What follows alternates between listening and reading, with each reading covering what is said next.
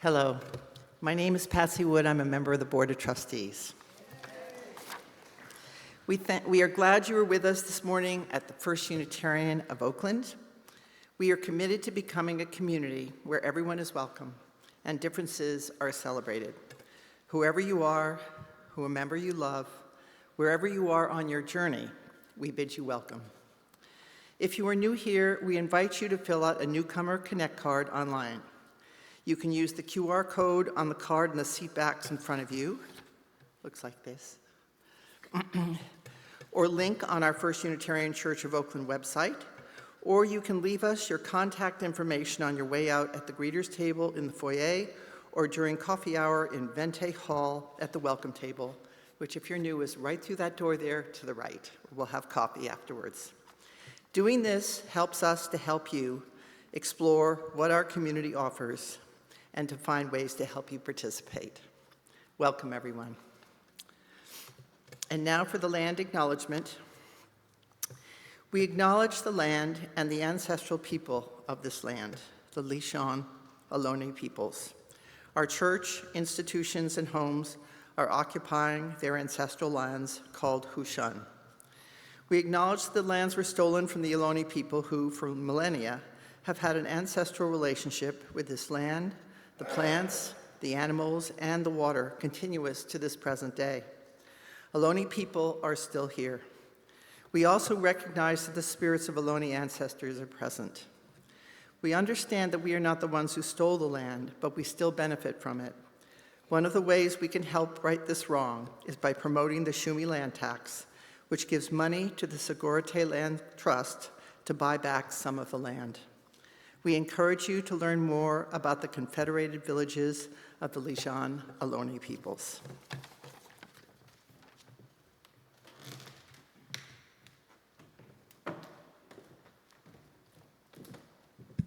Good morning, I'm Corless Smith, your co-worship leader today. Will you join me in saying our chalice lighting words? And please join with the hand signals if you know them.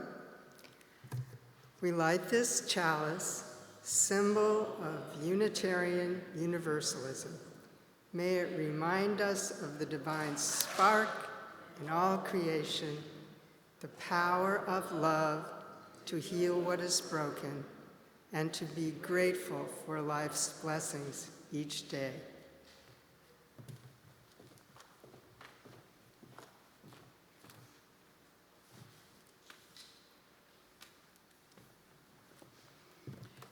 Good morning, I'm Laurel Egenberger, your other co-worship leader. Today, we worship in a city that is threatened with occupation by our own federal government. So as we light our peace and Black Lives Matter candles, we turn to voices past and present who speak to this.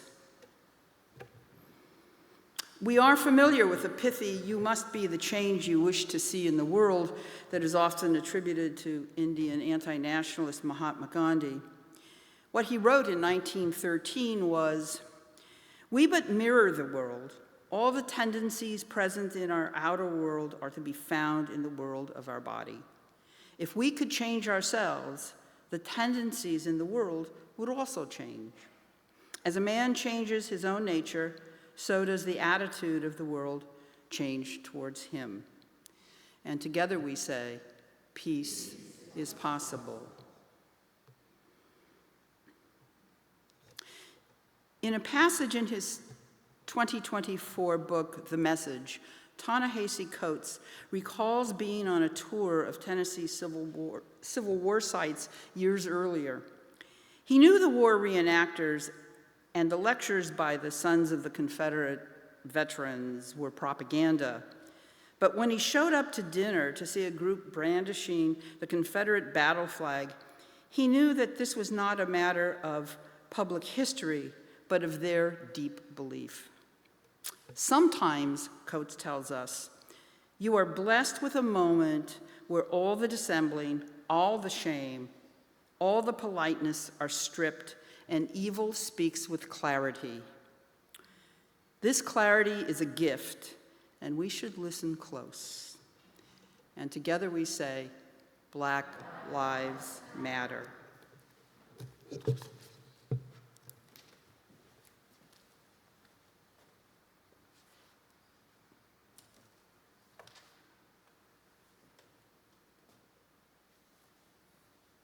one voice we say, Worship together. we're going to begin, stand in body or spirit, but gather in the spirit.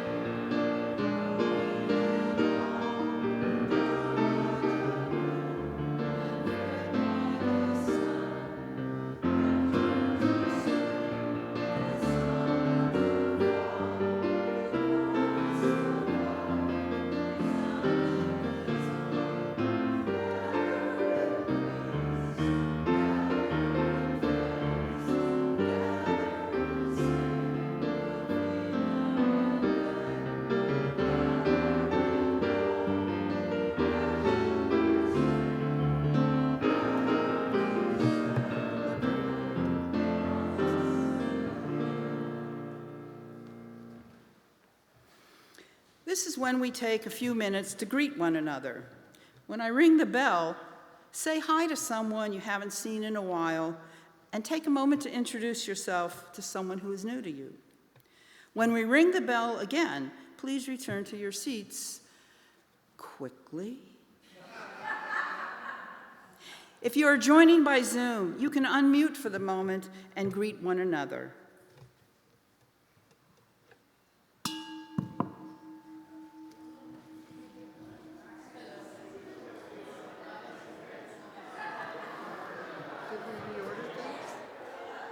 What did I miss?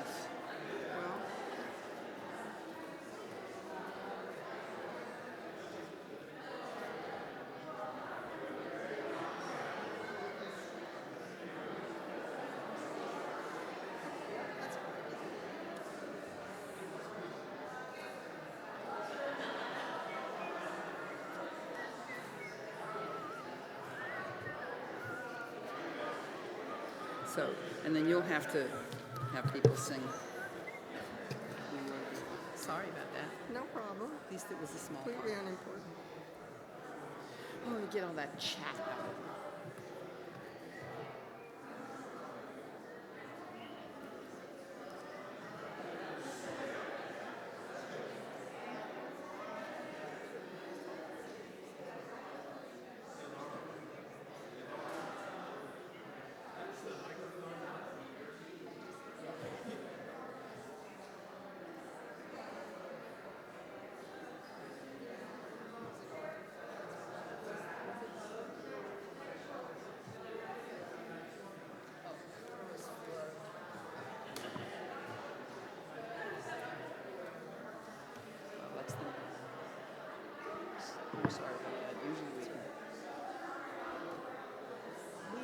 mistake.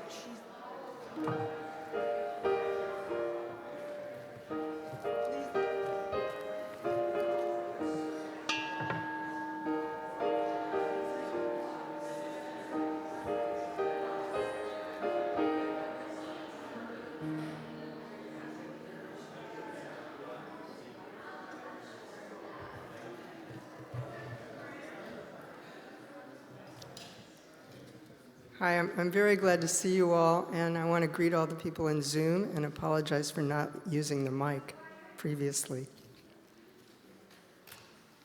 We're talking about truth and faith today, so here's a poem from Maya Angelou, A Brave and Startling Truth.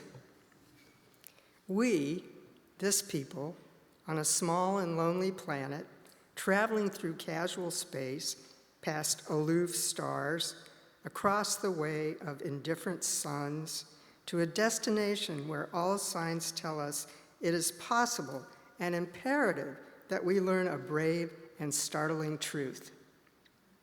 And when we come to it, to the day of peacemaking, when we release our fingers from fists of hostility and allow the pure air to cool our palms, when we come to it, when the curtain falls on the minstrel show of hate and faces sooted with scorn are scrubbed clean, when battlefields and coliseums no longer rake our unique and particular sons and daughters, rake them up with the bruised and bloody grass to lie in identical plots in foreign soil, when the rapacious storming of the churches, the screaming racket in the temples has ceased, when the pennants are waving gaily, when the banners of the world tremble stoutly in the good, clean breeze, when we come to it, when we let the rifles fall from our shoulders and children dress their dolls in flags of truce, when landmines of death have been removed and the aged can walk into evenings of peace, when religious ritual is not perfumed by the incense of burning flesh, and childhood dreams are not kicked awake by nightmares of abuse. When we come to it, then we will confess that not the pyramids with their stones set in mysterious perfection, nor the gardens of Babylon hanging as eternal beauty in our collective memory, not the Grand Canyon kindled into delicious color by western sunsets, nor the Danube flowing its blue soul into Europe, not the sacred peak of Mount Fuji stretching to the rising sun, neither Father Amazon nor Mother Mississippi, who, without favor, nurture all creatures in the depths and on the shores. These are not the only wonders of the world. When we come to it, we, this people on this minuscule and kithless globe, who reach daily for the bomb, the blade, and the dagger, yet who petition in the dark for tokens of peace, we, this people on this mote of matter, in whose mouths abide cankerous words, which challenge our very existence, yet out of those same mouths come songs of such exquisite sweetness that the heart falters in its labor and the body is quieted into awe. We, this people on this small and drifting planet, whose hands can strike with such abandon that in a twinkling life is sapped from the living, yet those same hands can touch with such healing, irresistible tenderness that the haughty neck is happy to bow and the proud back to bend. Out of such chaos, of such contradiction, we learn that we are neither devils nor divines. When we come to it, we, this people, on this wayward floating body created on this earth, of this earth, have the power to fashion for this earth a climate where every man and every woman can live freely without sanctimonious piety, without crippling fear. When we come to it, we must confess that we are the possible, We are the miraculous, the true wonder of this world. That is when, and only when, we come to it.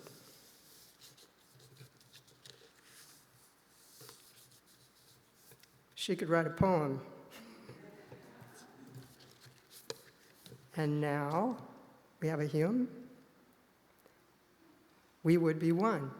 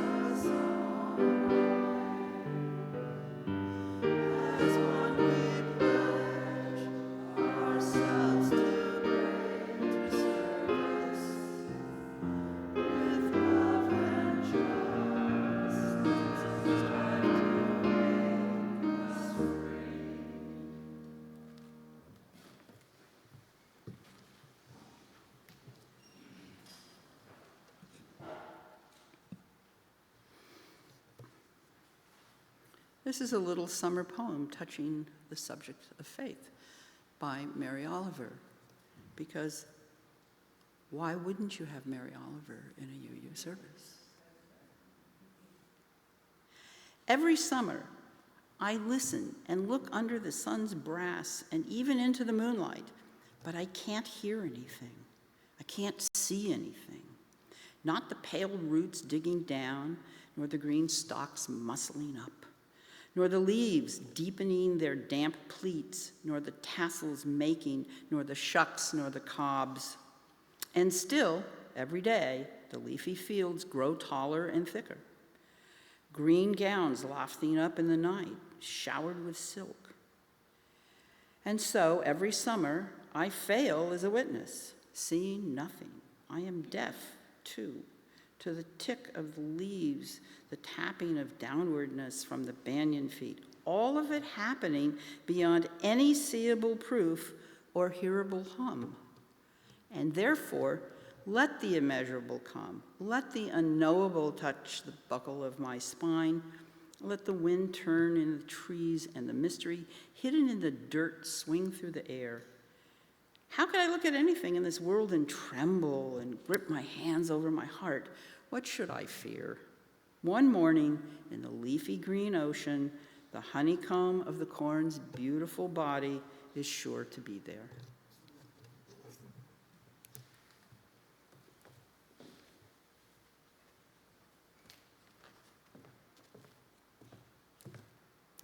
One of the traditional elements of our services is the embracing meditation. This is an opportunity for us to share with the rest of us the names of those who we want to mourn, memorialize, celebrate.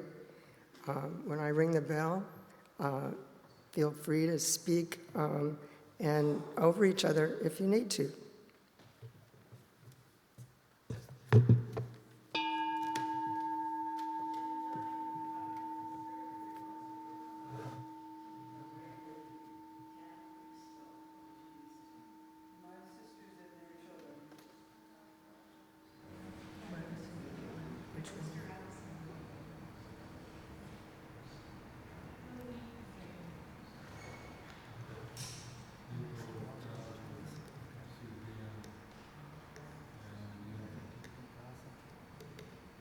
the children of Gaza.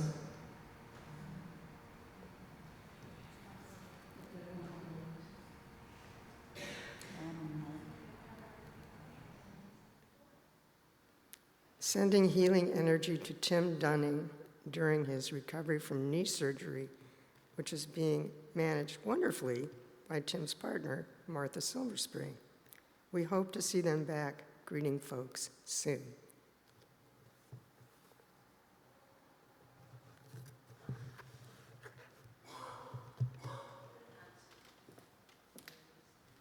And together we say, we hold them in our care.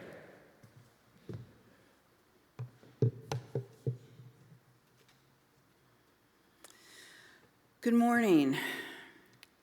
Today marks 16 years that I have been a member of this congregation. I signed the book on the Sunday of the 2009 Labor Day weekend. Now that's not nearly as long as many of you, but it's long enough that I seldom now come across any behavior that I would deem odd. But on a Sunday early this year, as I was headed to my car after church, I did see something that was, well, not really odd, but it did attract my attention. Two members of the congregation seemed to be poking around in the bushes at the front of the church. What were they doing, I wondered. Was there a lost kitten? An injured squirrel? Was this bush some sort of exotic plant I had never noticed? So I asked. Nope, it wasn't any of that. One was pointing out to the other that hidden behind the bush is the church's second cornerstone. Now, traditionally, a cornerstone is the first stone that's laid, and it determines the physical orientation of the building. It decides the structure's face to the world. And metaphorically, it's much the same. A cornerstone represents the hope and aspiration for the structure that's to come. And at the risk of stating the obvious, buildings can only have one cornerstone. Maybe. When the First Unitarian Church of Oakland's structure was built in 1890, the cornerstone was laid and a single word was etched on it: truth. Truth was to be our aspiration and our face to the world. And then, in the late 1990s, the east side of the church was renovated, and the congregation decided to include a second cornerstone and to etch another single word: faith. And that brings us to today. It brings us here, where we are wrapping up our summer worship series and readying ourselves for the new church year. We are a congregation founded in truth and renewed by faith. And it seems a good time to offer up reflections on each of these. And first, the truth.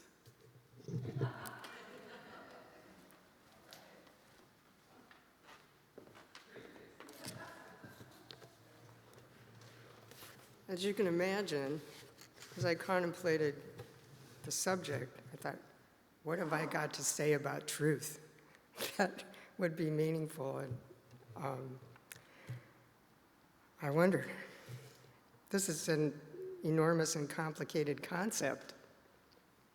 As it's incised on the stone, it looks solid, immovable, not subject to change or mutation. I don't know what the Unitarian founders meant by truth when they put up the cornerstone, but I'm pretty sure they knew what they meant. In phrases we're all familiar with, like Superman's commitment to truth, justice, and the American way, it doesn't seem complicated. The Declaration of Independence says, quote, "We hold these truths to be self-evident, that all men are created equal, that they are endowed by their Creator with certain unalienable rights, that among these are life, liberty, and the pursuit of happiness."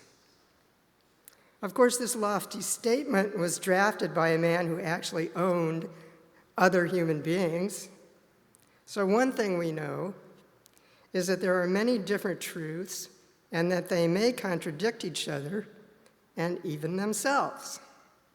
Eek. I asked a number of people how they would define truth and got very different answers. Some people think truth is something that elicits immediate assent. It has to do with feeling. Others think it has to do with facts and is related to science. This question of truth is, of course, an ancient one. I'm thinking of Plato's parable of the cave, wherein Plato tells us that we are like people chained in front of a wall with a fire behind us. All we see are the shadows in front of us, so we don't really know what reality is. The Buddhist tradition puts us in a similar unknowing position and teaches us how to train the mind to attain truth. Over time, the battle over truth, has been fought over and with lots of bloodshed. Think of the many religious wars in which nominally Christians killed those who didn't agree with them about the truth about God. One of the most bizarre examples of this took place in the early years of Christianity, when the doctrines were still fluid. Who was Jesus? Was he a human man who became God, or was he God all along? The different sides of this debate deployed armed monks to terrorize the other side and those who wouldn't take a side. In the 19th century, when the, quote, higher criticism began to question the factual character of the Bible, this so freaked out so many people that they had major emotional crises about it. When a Supreme Court judge said he couldn't define pornography, but he knew it when he saw it, that seemed like common sense, but rather irrelevant if we're trying to define truth. This confusion has only been exacerbated by the 20th century, when philosophers decided the truth was really a language problem. Here's Richard Rorty, one of the 20th century's most renowned philosophers. Quote, "Truth cannot be out there, cannot exist independently of the human mind, because sentences cannot exist or be out there. The world is out there, but descriptions of the world are not. Only descriptions of the world can be true or false." This kind of relative thinking parallels the science of the 20th century, wherein an entity can be a particle or a wave, depending on how it's observed or if it's observed. Others say there is no truth, only different discourses, and these discourses are sites of power. People will espouse the truths that are most advantageous to them. Thomas Jefferson may have felt very uplifted by his ideas, a player in the Enlightenment, but he didn't act on his truth that all men are created equal. So, in my search for the meaning of truth, I finally asked myself, what is true for me? Yes, I really like chocolate. But that seems so trivial as not to count in a discussion of truth. Although, take it away and we'll see. What I eventually came to as my basic and foundational truth is that I will die, and that this is an important truth. Fastening on to the truth of my own death then in large part determines what my actions are. I also came to realize that for me, there is no final truth. Rather, truth-seeking is what's important.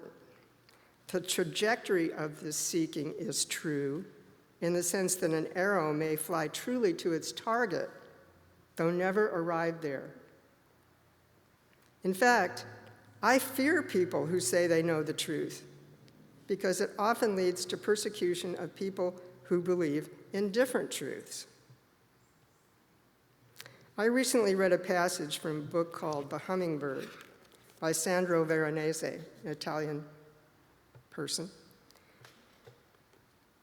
I'm going to read this passage to you. In this story, a man is giving a send-off to the granddaughter he's raised after her mother's death.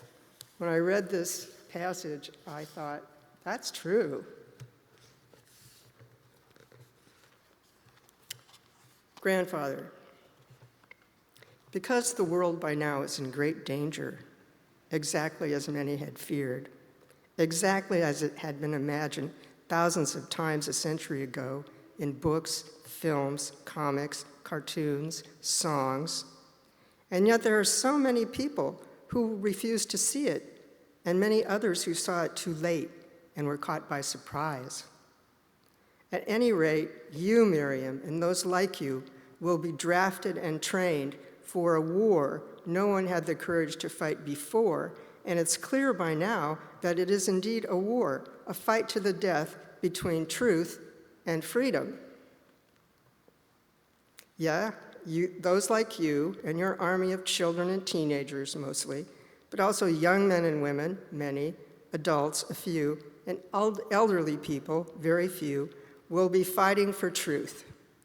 Because meanwhile, freedom has been turned into something hostile, feral, plural. There are many freedoms now, an infinite number, like chunks of rotting flesh torn from the carcass of freedom. Freedom to only ever do as you please. Freedom to ignore any form of authority that tries to limit that freedom. Freedom to disobey the laws you disagree with, to disregard the founding values of society, to depict and despise institutions, to break the social contract, freedom not to honor past agreements, freedom to defend the indefensible, freedom to rebel against culture, against art, and against science, freedom to choose alternative medicine or to choose no medicine at all, freedom not to vaccinate, not to use antibiotics, freedom not to believe indisputable facts, freedom to believe fake news instead, and freedom to create fake news, freedom to generate carbon emissions, to produce toxic waste and radioactive waste, freedom to dump plastic into the sea, freedom to contaminate water sources and ravage seabeds, freedom for women to be misogynistic and for men to be chauvinistic, freedom to shoot trespassers, freedom to turn refugees away and send them back to concentration camps or let them drown, freedom to hate religions that aren't yours, traditions that aren't yours, freedom to despise vegetarians and vegans, to hunt elephants, whales, rhinos, lions, wolves, foxes, and badgers, freedom to be cruel, politically incorrect, ignorant, anti-Semitic, Islamophobic, homophobic, selfish, racist, fascist, negationist, freedom to only ever pursue your own personal gain, to do what's wrong, knowing it's wrong, and to oppose those who try to right those wrongs, because all these freedoms are based not on the rule of law, but on the freedom to be wrong. And while some will be fighting this fight in real life, which is hard enough, you, Miriam, and those like you with your charisma, will go behind enemy lines, that is, online. That is the petri dish where all these freedoms proliferate and metastasize. Your mission will be to protect and preserve the old values that are fading away: rationality, compassion, generosity, the generosity of nations that were once nations of migrants, of exiles who died away from home, of servants, of farmers, of miners, of laborers, of dockers who worked like dogs so their children could have a better future, of intellectuals, of poets, artists, architects, engineers, and scientists persecuted by tyrants. You will fight to keep all this alive online for your young audience with your games and your relatable stories, teaching them to see right from wrong, that is, with critical thinking.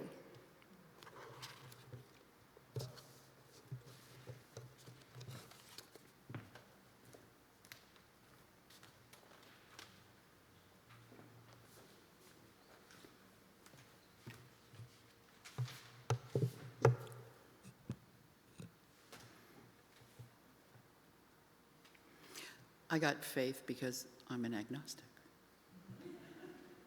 I am an agnostic, a skeptic, if you will, someone who leans on truth and reason in the pursuit of understanding. It was the principle of a free and responsible search for truth and meaning that attracted me to Unitarian Universalism. That and the reliance on sources that include humanist teachings, which counsel us to heed the guidance and reason and the results of science, that made me believe that there is a home for me in this church. But faith, I believed, was for others, those who found comfort in the divine or the unseen. For me, faith was distant, maybe even unnecessary. I have thought that I have no faith because I don't believe in a higher power, not in a God with a capital G who lives somewhere just beyond the ceiling of the Sistine Chapel, nor even in the bevy of goddesses and sprites who dwell somewhere outside of urban centers. Is it even possible for agnostics to have faith? And is it realistic for a believer to expect us to? My Catholic friends tell me that if I act as though I have faith, I'll actually get it. Or to be more precise, it will be given to me. The Reverend Dr. Martin Luther King told us that faith is taking the first step even when you don't see the whole staircase. And a fellow agnostic rather famously mused that when you come to the edge of all the light you have known, and are about to step into the darkness of the unknown, faith is knowing that one of two things will happen. Either there will be something solid to stand on, or you will be taught to fly. I think it turns out that I've had faith all along and maybe didn't know it. I think I got distracted by confusing faith with religious belief. I've often half-joked that I live my life the way most people drive home in the fog, 10 feet at a time. I sort of know where I think I'm going. As to how I'm going to get there after the initial 10 feet, not so much. I took a step into the unknown one day in September of 2011.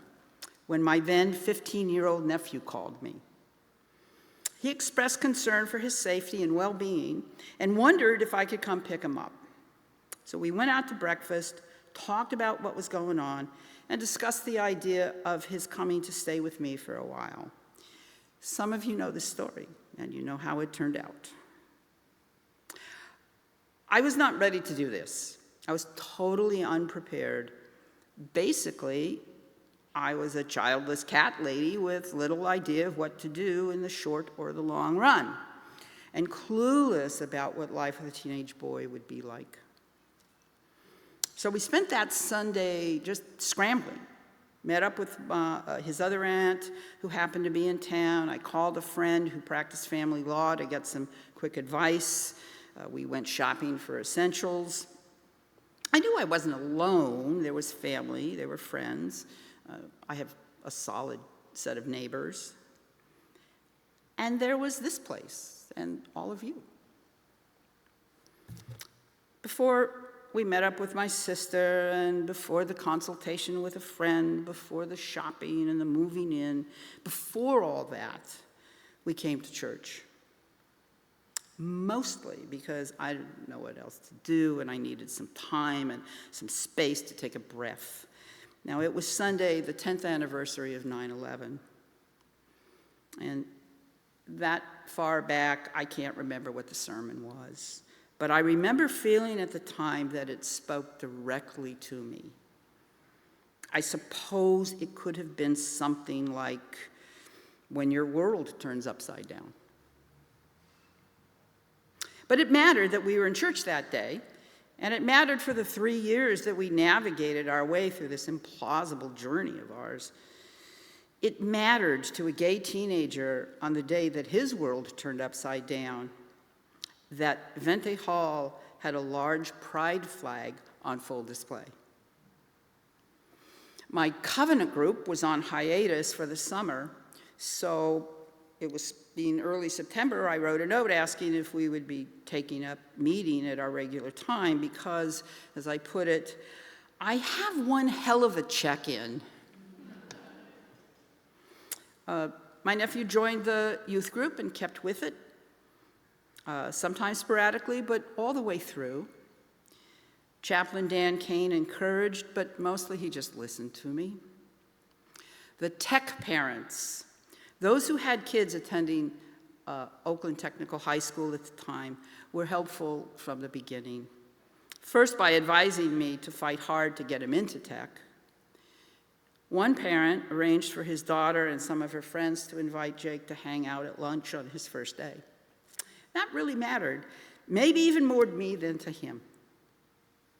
You were welcoming throughout, and you cheered when you learned that he had been elected Queen of the East Bay Gay Prom. At the reception that we have for our bridging teens, almost everyone of my original covenant group came up to me and said something along the lines of, "Congratulations, none of us thought this was going to work." But there you were, and there we were, successfully making it through that 3-year journey.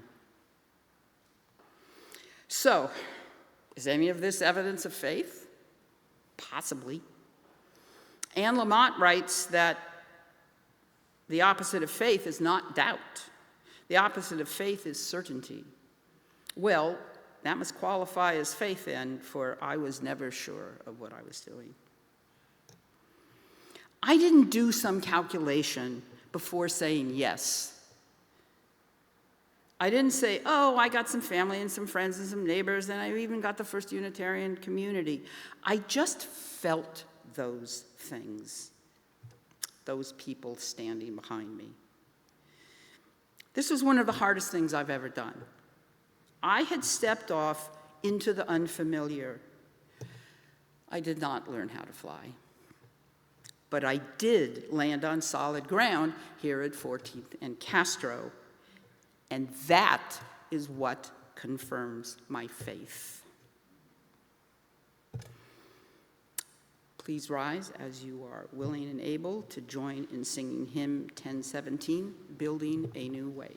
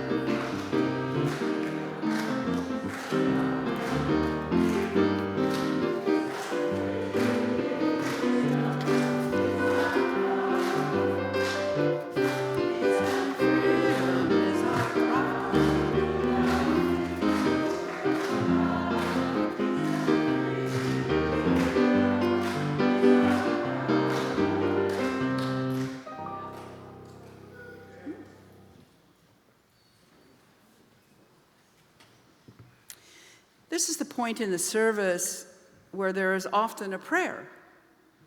This can be daunting to an agnostic. So I offer you this from Mary Oliver. It doesn't have to be the blue iris. It could be weeds in a vacant lot or a few small stones. Just pay attention, then patch a few words together, and don't try to make them elaborate. This isn't a contest, but the doorway into thanks and a silence in which another voice may speak. Let's all take a moment.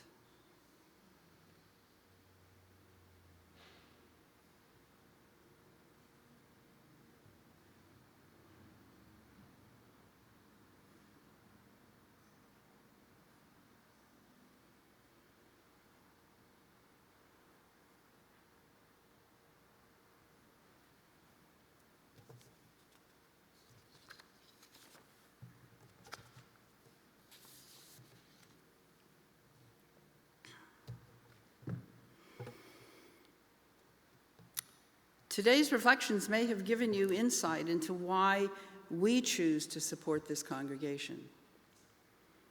Even with all the worthy calls upon my pocketbook these days, I give as generously as I can.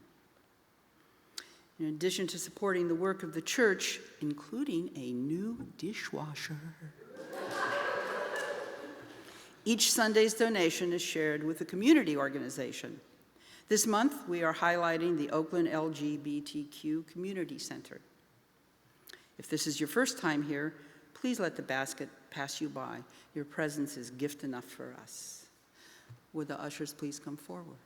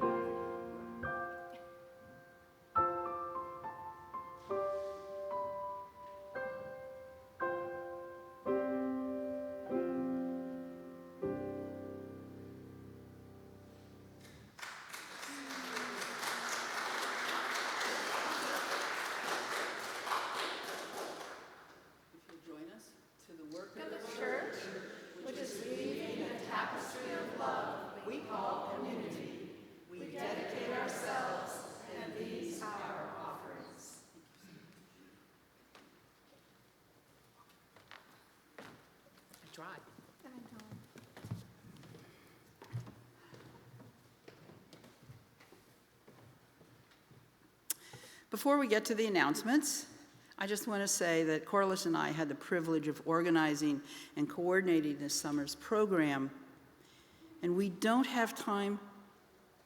We don't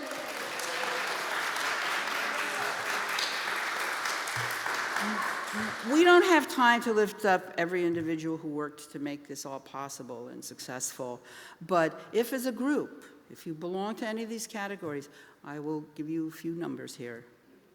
So as a group, please stand or raise your hand if you were among the 16 worship leaders, 12 worship associates, the one person who created all the sides for all the services, 5 slide operators, 7 members of the Board of Trustees or Committee on Shared Ministry who welcomed us every Sunday, 4 or 5 of the brilliant AV crew, 3 music coordinators and pianists, innumerable guest musicians who just seem to pop up here and there, 6 or more of the ushers, 2 of the greeters, the people who ran the potlucks, the people who brought the snacks and put that all together, or if you are that one guy who created and put together all the printed orders of service throughout the summer. And I don't know who else I'm leaving out, I'm really sorry, but thank you, thank you, thank you.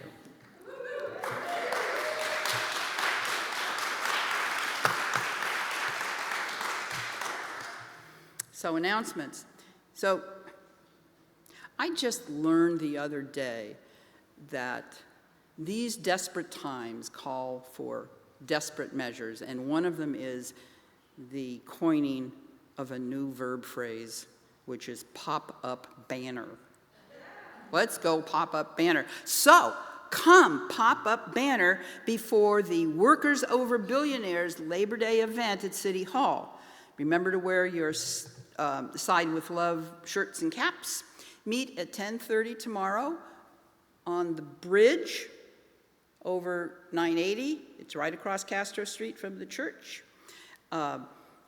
Details are on our roving bulletin board, and I'm told that there will be drinks and treats. Also, we want you to remember to join us in Venti Hall after the service for coffee, cookies, and conversations. But wait, there's more. And we have a special guest announcer to tell you about it. Reverend Laurel Leifert has snuck back into town early.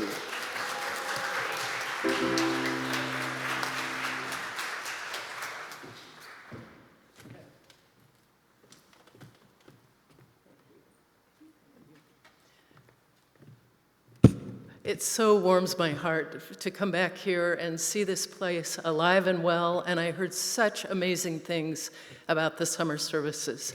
So could we please give one more round of applause for all of you, all of those who aren't here, and especially to Corless and Laurel and Sarah.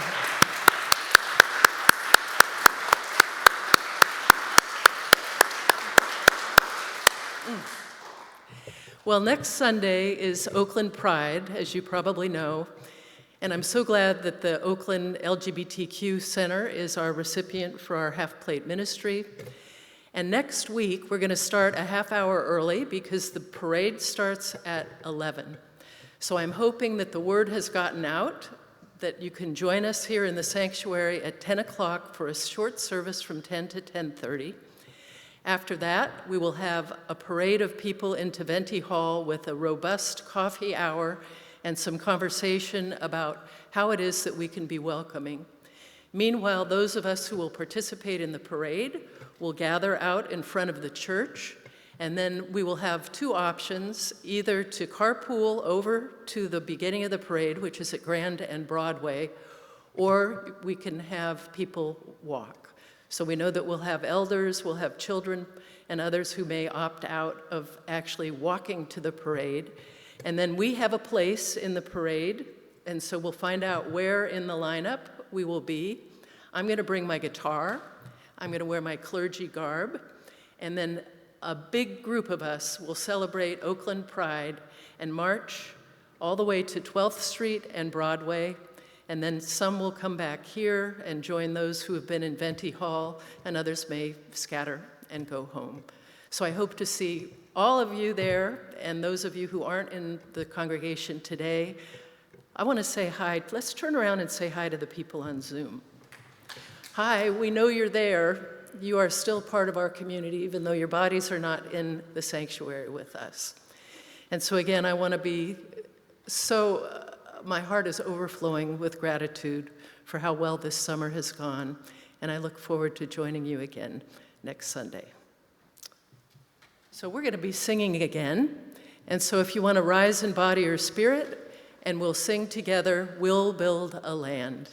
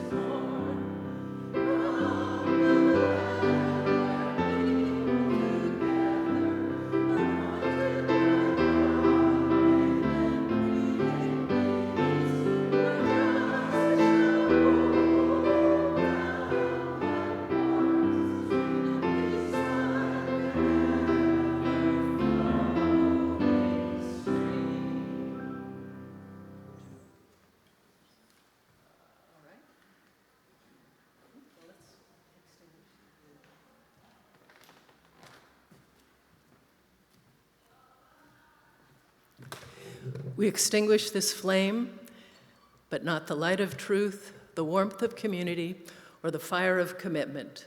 These we carry in our hearts until we are together again. And for the benediction, let me remind you, not for the first or last time, of Unitarian Universalism in a nutshell. Here's our theology. It's a blessing each of us was born. It matters what we do with our lives. What each of us knows about God is a piece of the truth. Let the beauty you love be what you do, and you don't have to do it alone. So blessed be.